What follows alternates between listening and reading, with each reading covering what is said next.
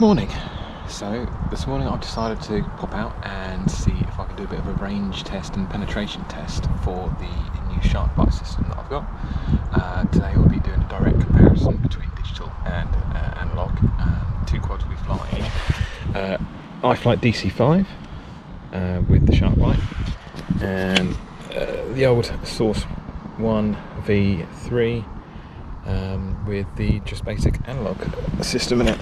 I think this one has just the Maytech VTX in it, probably running it on 600 milliwatts, and the iFlight DC5 has the Byte whoop board in the back, which will probably be running on 200 milliwatts, which is the max for this board. And it's got the new the new Runcam HDzero camera, which I've heard some very good things about, albeit it's a bit squat in lens length, but it shouldn't be too much of a problem. So I'll come down here, got some nice large steel blocks to check the penetration with, and my old favourite, the big steel frame, which is great for checking mulit-pathing and all the other stuff that you come across when flying analog. A bit windy than I like today.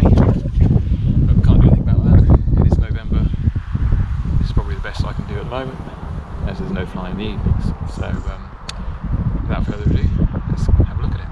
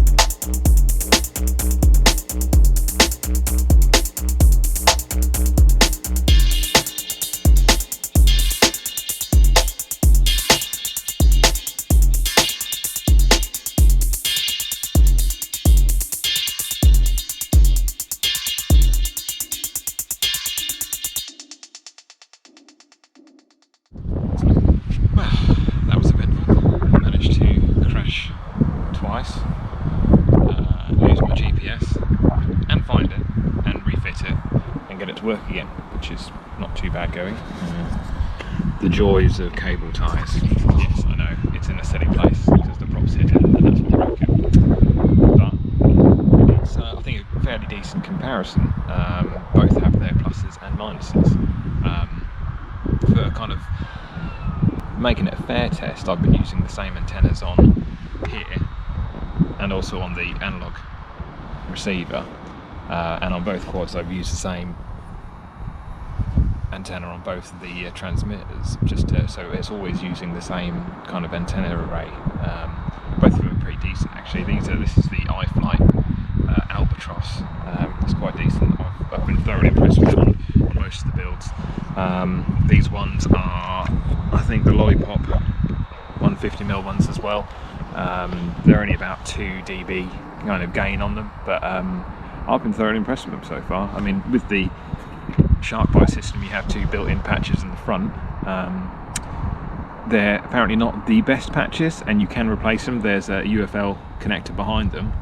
Some people have done a mod where they'll print off a 3D printed cover for them and fit another SMA connector in there with a UFL connector behind it, so you could put either another Omni on or a higher gain patch antenna. So far I've been sitting in exactly the same location for all the tests, just to try and make it as fair as possible and facing kind of directly in front of me.